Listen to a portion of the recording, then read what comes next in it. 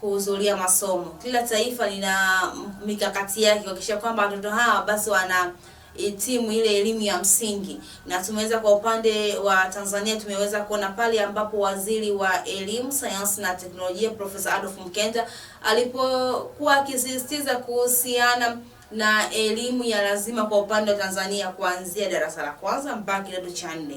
Hii ni elimu ya lazima na mpango mkakati ambavyo serikali walivyoweza kuweka. Lakini hata hivyo maboresho katika upande wa sekta ya elimu na kuangazia jinsi gani ambavyo hawa wanafunzi ambao wataweza kuhitimu kidato cha 4 wanakuwa na ujuzi wao na kuweza kujiajiri, kuweza kuajiri wengine na kuacha kuwa tegemezi katika familia na katika ngazi ya jamii pia. Nimesema hivi kwa sababu tumeweza kuona mataifa mbalimbali katika kuhakikisha kwamba wanahamasisha watoto kuhudhuria vipindi vya shule, wanahamasisha watoto kuacha utoro. Lakini hata hivyo ni mpango ambao una tija kubwa sana katika jamii hiyo au katika taifa hilo katika kuhakikisha kwamba wanapunguza umaskini. Mojawapo wa taifa ni katika taifa la Peru. Tumeweza kuona ambapo katika taifa la Peru pale ambapo mtoto akiweza kuhudhuria masomo yake wiki nzima, basi familia kuna kiasi cha fedha inakuwa inapata, na huyo ni kwa mtoto mmoja. Na iko kiasi kwa fedha ya Tanzania ni 60,000 ndani ya wiki moja. Mtoto akihudhuria masomo wiki nzima, basi familia inapata kiasi hicho cha fedha. Pata picha katika familia zetu kwa huku Tanzania, unakuta kwamba ndani ya familia moja labda kuna watoto wawili ambao wanasoma shule. Inawezekana ikawa shule ya msingi au ni shule ya sekondari. Na katika hiyo wiki watoto wakahudhuria vipindi vyote vya shule. Kwa hiyo mtoto mmoja ni 60,000, watoto wawili ni 120,000. Pata picha 120,000 mzazi na watoto wake wawili.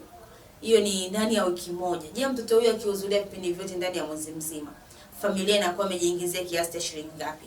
Lakini lengo ni kuhamasisha watoto kuhudhuria vipindi vya shule, lakini hata hivyo kuhamasisha watoto pia kupenda masomo. Lakini hata hivyo ni kuweza kupunguza umaskini katika jamii hiyo. Hiyo ni katika taifa la Peru, lakini sio katika taifa la Peru peke yake.